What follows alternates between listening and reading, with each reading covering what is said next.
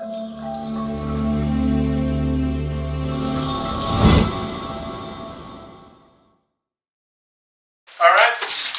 we're back. After a long hiatus for the holidays, we are back on the Knight Brothers podcast. Knight Brothers commentary. Yeah, like I said, we've kind of taken a hiatus. We're going to get right back into it. Matt's got a great topic for us tonight entitled A New Universal Standard for Military Fitness Tests. So, for those of you who may not know, both of us kind of enjoy fitness. Matt's been, from an early age, very athletic, taekwondo, jiu-jitsu, wrestling, boxing, kind of you name it. In that realm, you've kind of dabbled in all of it. Yeah. I grew up playing sports, golf, tennis, basketball. Both of us like to work out, go to the gym. So this is a cool topic for us where we get to kind of combine, I should say, some personal passions with fitness and apply it to our political commentary. So with that being said, this is probably going to be a multi-part series where we're not going to cover everything tonight.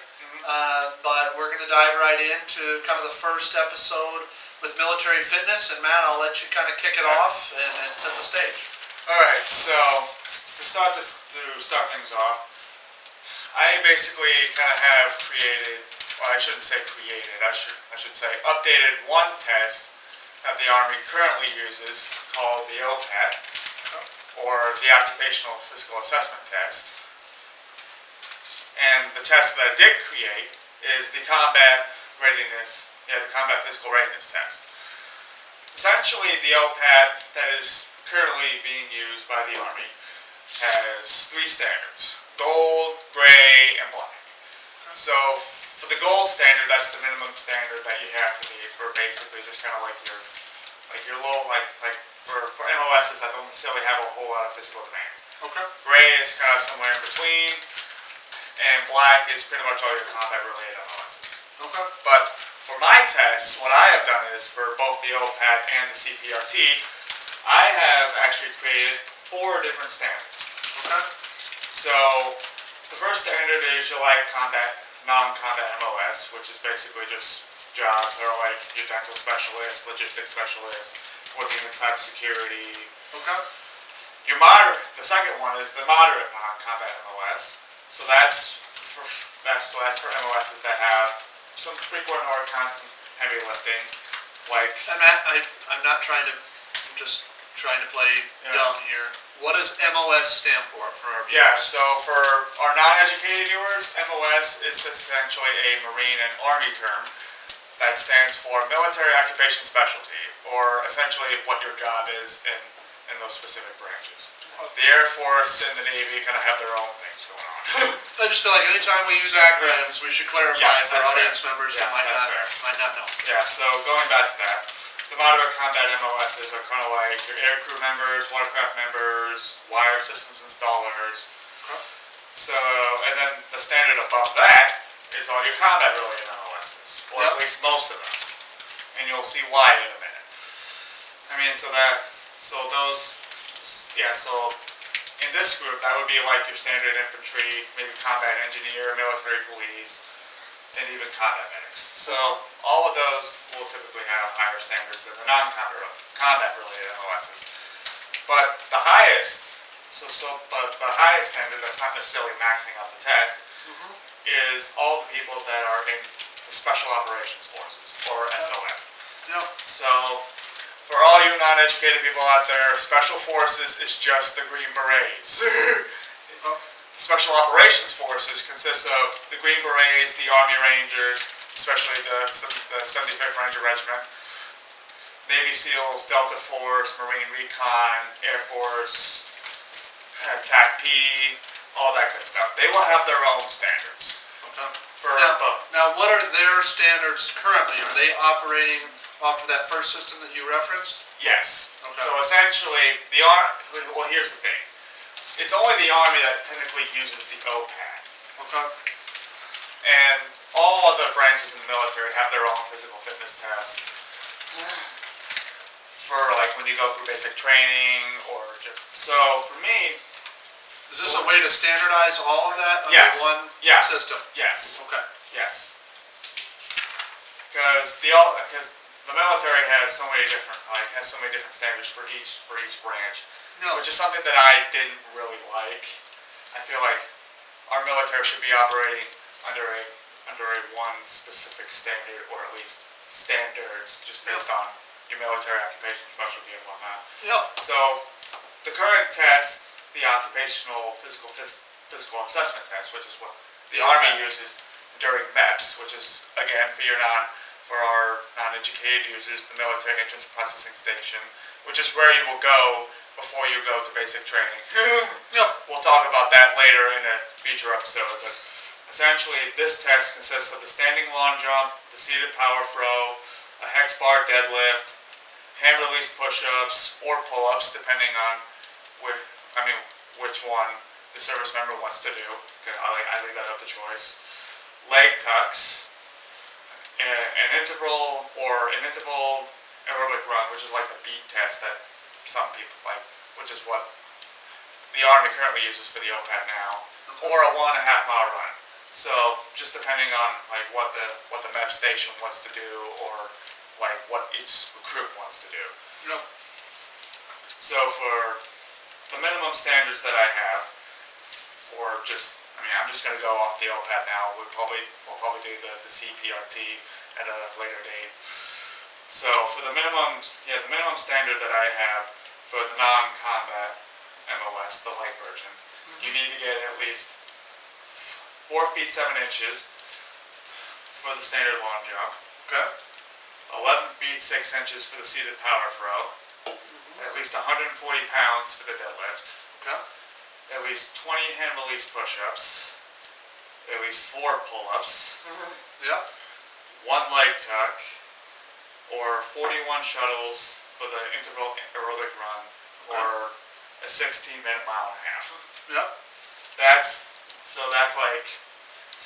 Like I've said before, that's just like for the MOSs that don't really have really physical standards. Yeah. That really need it. For combat related MOSs, I'm just going to skip the moderate non-combat MOSs. The level 2. Yeah, the level 2. You need to get at least 6 feet 5 inches on the standing long jump. Okay. 14 feet 9 inches on the seated power throw. I'm just curious, where did these metrics come from? Is this something you pulled from another standardized test that you've seen out there, or is this just based on where you think our military should set the standard for combat-related MOSs? So essentially, it's a combination of both. Because I looked up the current standards for the OPAT, as well as all the other tests. Okay. So I can pull it up here. Yeah. So for people who have MOSs that demand moderate physical fitness, you need to get at least 3 feet 11 inches on the standard long jump. Okay.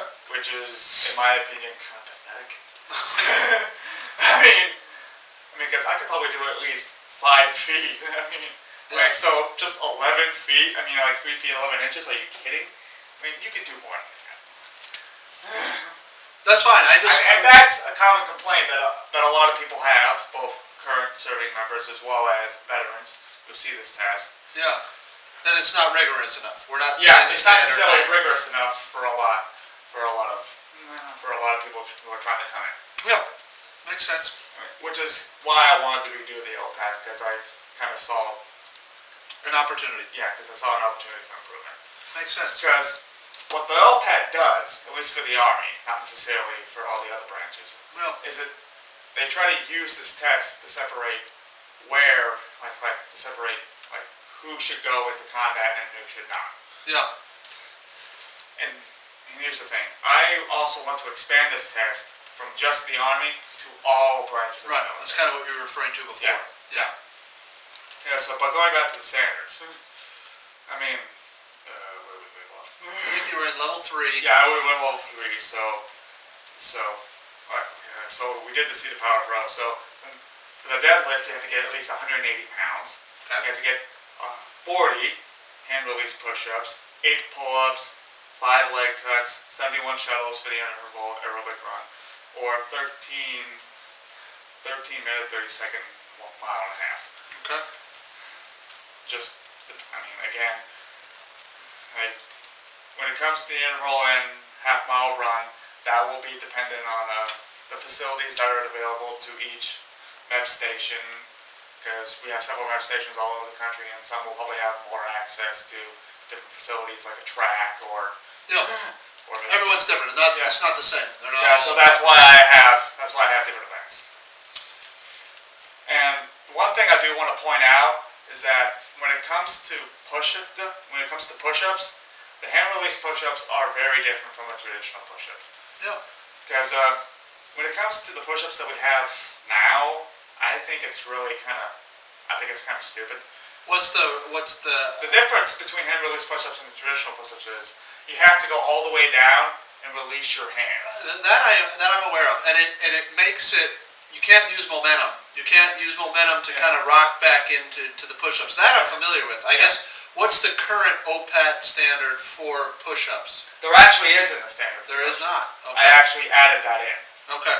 Now, and I'm not. Do you want to review level before I ask you another question? I don't want to give you off track. So why don't we go through that? Because I do have a kind of a burning question here that maybe somebody in our audience might have too. I'm going to guess they do. Yeah.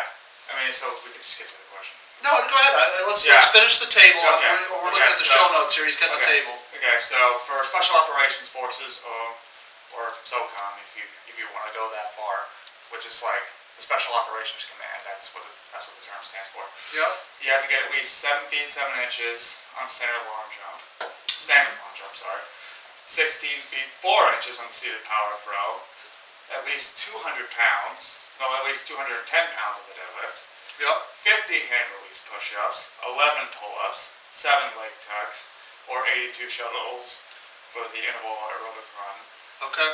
Or 11 minutes on a mile and a half. Okay.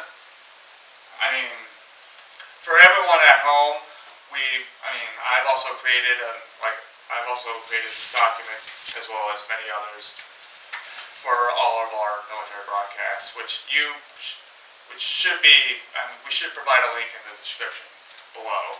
So that way you could actually read through all these standards yourself.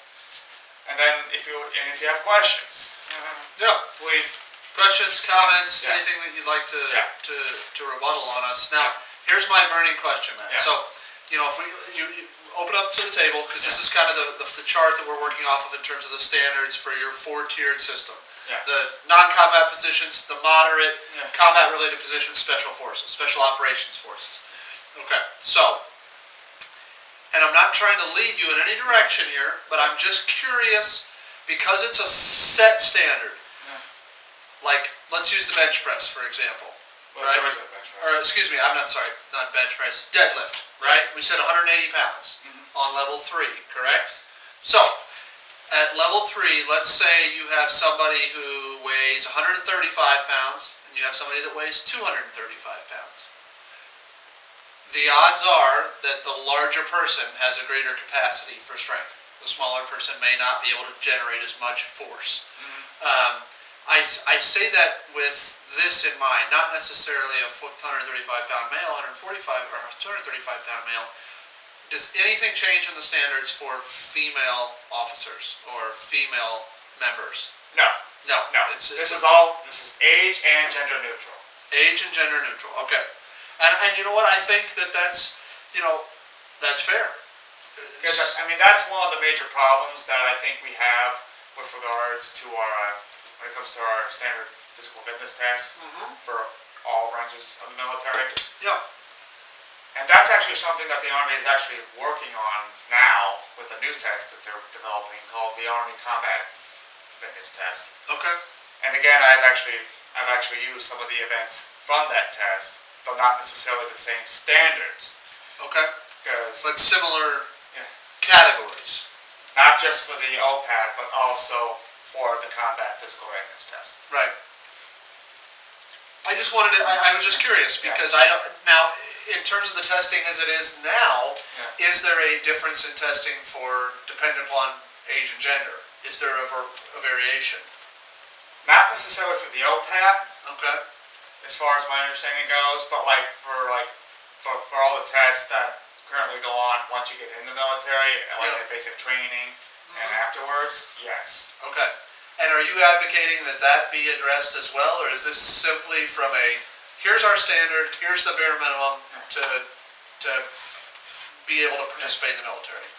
I would say it's kind of like a combination of both. Okay. 'Cause One may lead to the other. Yeah, exactly. Yeah. That makes sense. So that's, we're here at about 20 minutes into the podcast today. That's part one. Is there any more that you are wanting to cover here today?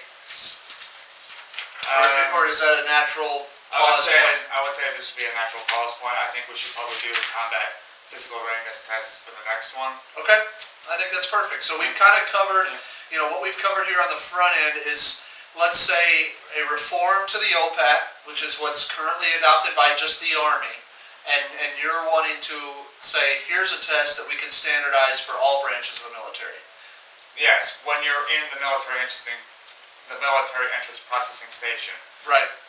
So that way we could try to get a better understanding of where you should go just based on your physical capability. Where your services are going to be best utilized. Yes. Right? If we have people that just naturally are not as physically, gifted, that are, in positions in the level 3 and 4 area, and vice versa, if we have extremely gifted individuals that are in the level 1, 2 area, now they may have gifts and talents that apply in those positions, but I think it makes sense to make sure that we're setting our standards high and putting the right people in the right jobs. So with that, like I said, that's about 20 minutes, which I think is a good length for these shows. If you guys have any recommendations, too long, too short, let us know. But we'll be able to pick up where we left off this week, next week, and kind of go into the Combat Readiness Test portion of this reform. And we'll have show notes and stuff uploaded when we get this all online. If you have questions, let us know. Matt, anything else? Nope, I think we're good. All right, sayonara. Take care.